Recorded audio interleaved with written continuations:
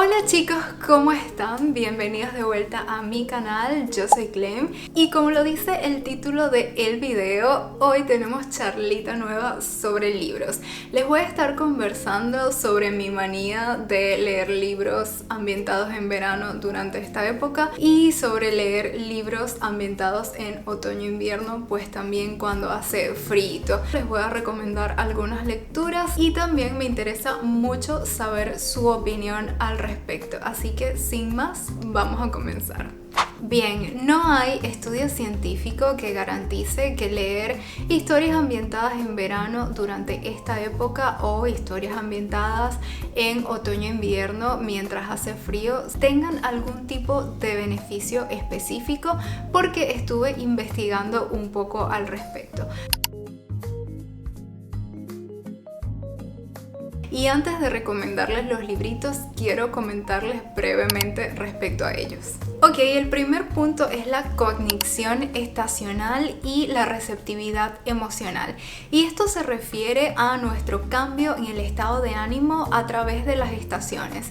Es cierto que en países o en zonas donde hay cambio de estación, esto se hace bastante evidente. Por ejemplo, en primavera, verano, solemos tener un poco más de energía, estamos como cargados de algo un poco más positivo, a menos que odien mucho el calor como yo.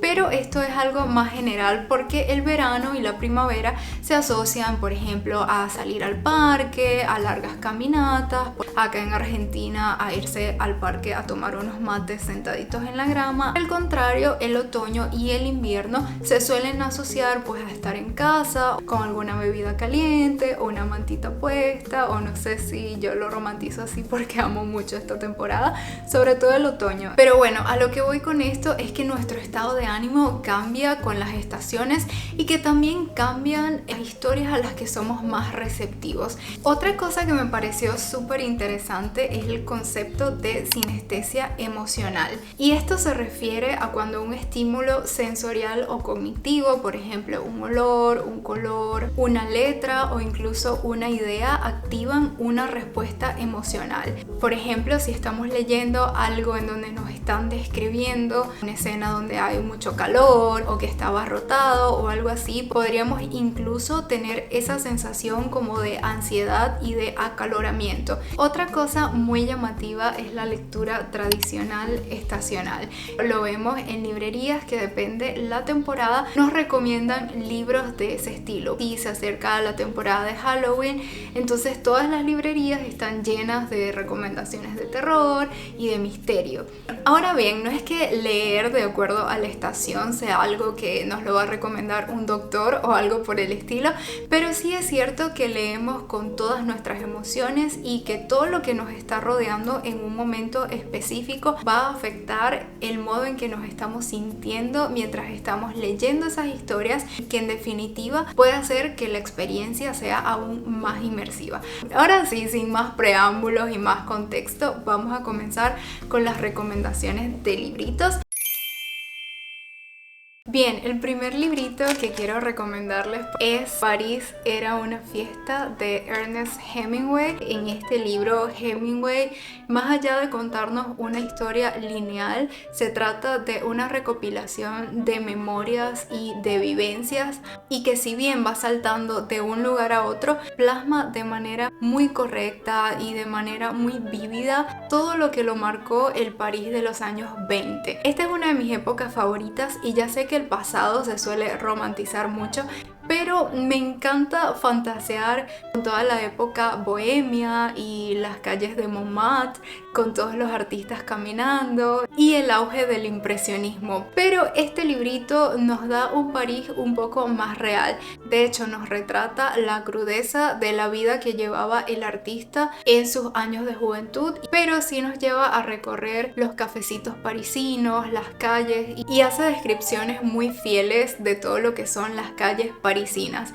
En el segundo libro del que quiero hablarles me causa una emoción increíble. Este no solo es uno de mis libros favoritos, sino creo que está en mi top 3 y es Ensayo sobre la ceguera de José Saramago, que por cierto con esta edición fue la primera que leí y está súper viejita, tiene todas las páginas amarillas como pueden ver, pero le tengo muchísimo cariño, fue un regalo y también uno de mis primeros acercamientos con los libros clásicos. Esta historia nos sitúa en un mundo distópico.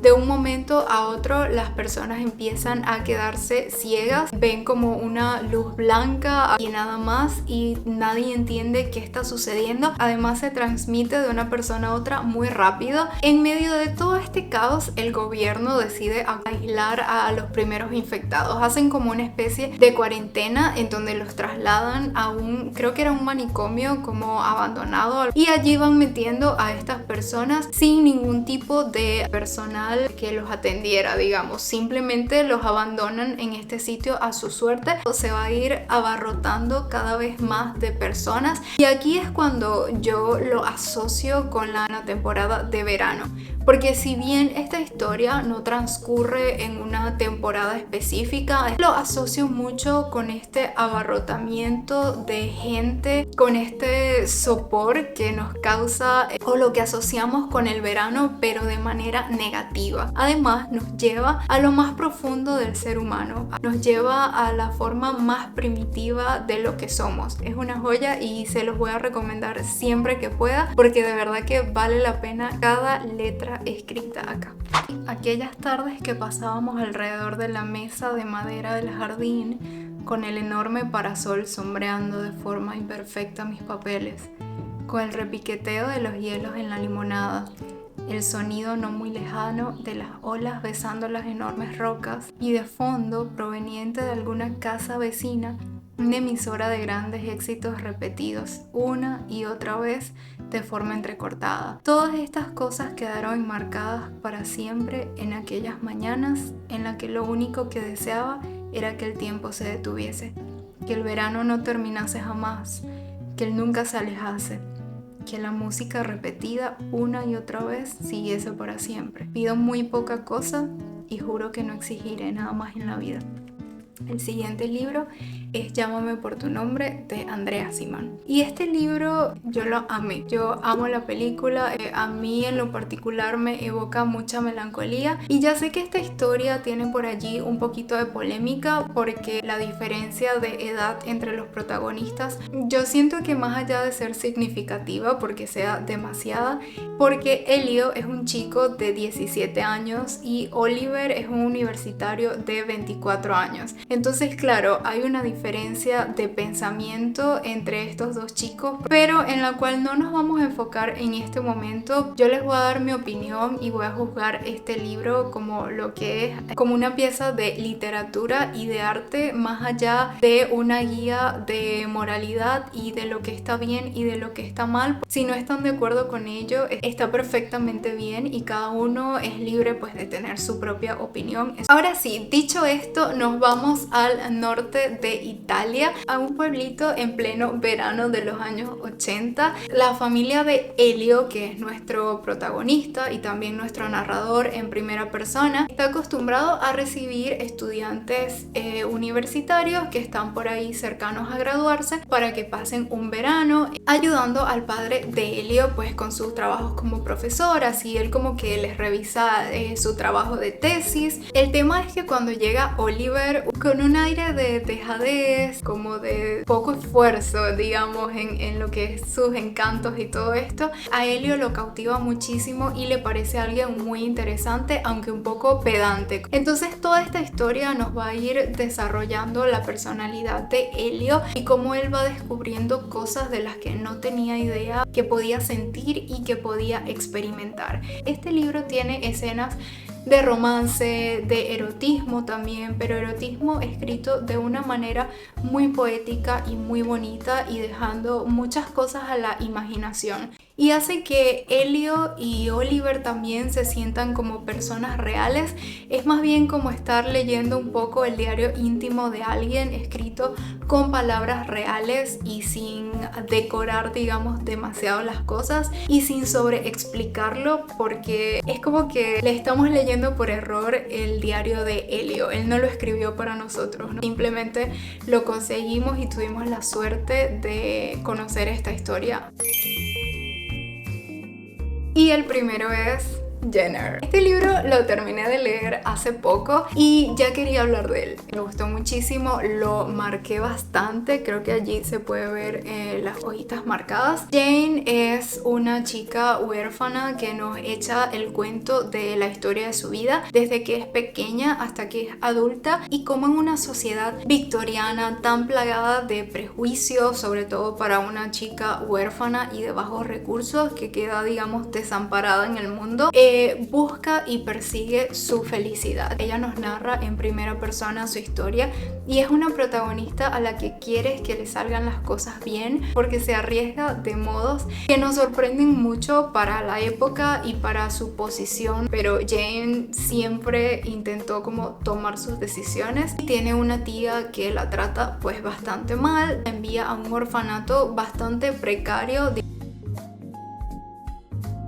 y luego comienza su vida como institutriz en una casa. Aquí conoce a lo que es su interés romántico, que es Rochester, y acá entramos en otra polémica. Hay una diferencia de edad muy grande entre ellos dos, pero lo que me gusta de este libro es que está consciente de ello. De hecho, hay un personaje que se lo repite mucho a Jane cuando ellos se conocen. Jane tiene 18 años y él tiene 36, me parece. Además, cabe mencionar que Rochester es un patancito, se comporta bastante mal al principio con Jane, y realmente yo creo que siempre, pero bueno, Jane se enamora de él, qué sé yo. Realmente esta gente se gustaba mucho y se quería mucho. De hecho, Jane tiene como, más allá de admiración por Rochester, realmente le gusta. Pero sí es cierto algo, y es que Jane, a pesar de toda su situación, siempre es capaz de poner sus decisiones enfrente de lo que les dice cualquier persona, porque era su convicción y eran sus principios. Entonces eso me hace respetarla muchísimo. Bueno, en cuanto a la ambientación, obviamente al ser una historia tan larga, pues se narra durante muchos veranos y muchos inviernos, pero el ámbito del frío, del invierno, inviernos muy fuertes, es lo que sobresale, y es como la ambientación que se queda más con nosotros, así que siento que es perfecta pues para esta categoría de otoño-invierno. De hecho, yo esperé que fuese invierno para leer este libro porque sabía que tenía muchas descripciones de páramos, de invierno, de nieve y de mucho frío. Ahora les voy a hablar de otro de mis libros favoritos, así de que top, y es Frankenstein. Y perdonen esta edición así toda sencillita, pero bueno, es la que tengo y acá fue que lo leí. Siento que podría hacer un video solamente hablando de este libro y de lo increíble que es, e intentando convencerlos para que lo lean ya. Frankenstein es una novela gótica escrita por Mary Shelley en una circunstancia bastante inusual, que en realidad si me pongo a echarles el cuento completo pues este video duraría muchísimo. Frankenstein es una novela que trata sobre un doctor, Victor Frankenstein, que yo solía pensar como que Frankenstein se llamaba la criatura o el monstruo, y no, Frankenstein es el doctor y el monstruo es la criatura, así se refieren a él, no tiene nombre puntual. Pero bueno, esta historia se nos cuenta a través de narración que cuenta Víctor a una gente que se consigue en un barco. Esto transcurre en lugares y ambientes muy fríos, el Ártico, Suiza, los Alpes italianos también, y nos habla de la desolación y de la tristeza que puede sentir alguien que es ignorado, y también del concepto que existe, digamos, del ser humano o del hombre en la figura de Dios, porque Victor Frankenstein hace esta criatura, crea al monstruo y luego tiene que vivir y lidiar con todas las consecuencias que esto conlleva. Hace que esta criatura que está saliendo al mundo y encontrándose con algo que no entiende, pues también tenga que vivirlas y también tenga que sufrir un montón de cosas a consecuencia de ello y de que sea algo que no pidió. Frankenstein le da vida y sale a un mundo que lo rechaza y que lo aborrece y no entiende por qué. Es una historia muy triste. Yo siento que más allá de ser algo terrorífico, es bastante melancólico, tiene un tono de tristeza bastante fuerte, de desolación, de que sientas el rechazo que la gente tiene hacia él, de que te tengas que esconder con él, de que tengas que ver cómo la vida que ni siquiera entiendes transcurre frente a tus ojos y que no te están dando la oportunidad ni siquiera de entenderlo, y cuando pides la oportunidad de ello se te niega de la peor forma. Y el último libro del cual les quiero hablar en este video es El retrato de Dorian Gray de Oscar Wilde, y este es un libro muy otoñal porque mientras te vas metiendo en esta historia te vas dando cuenta cómo todo se va como marchitando, pues nos sumerge en la historia de Dorian, quien es un joven hermoso y considerado casi perfecto en la época. Esto ronda como la época victoriana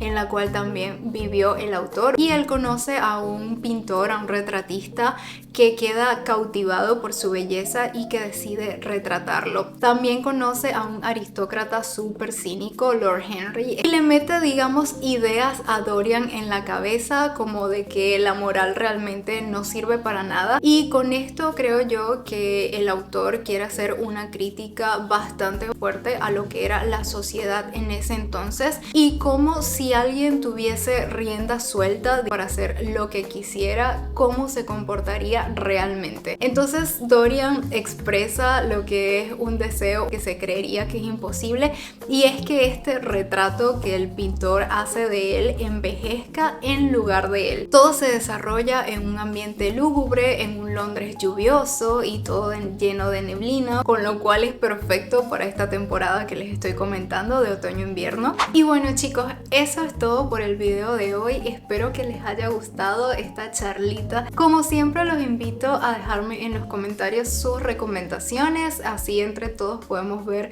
libritos nuevos, o también si han leído alguno de los libros de los que hablamos hoy, pues déjennos saber cuál es su opinión, si les gustan, si no, si están de acuerdo, si nada que ver. Yo los voy a estar leyendo y respondiéndoles a todos también. Muchas gracias a los que se han venido sumando últimamente, cada vez somos más y eso me pone muy feliz, en serio, gracias y bienvenidos. No olviden suscribirse si aún no lo han hecho y dejarle un like a este video si les gustó. Yo los veo en uno próximo y desde acá les mando muchos besos y nada, chao.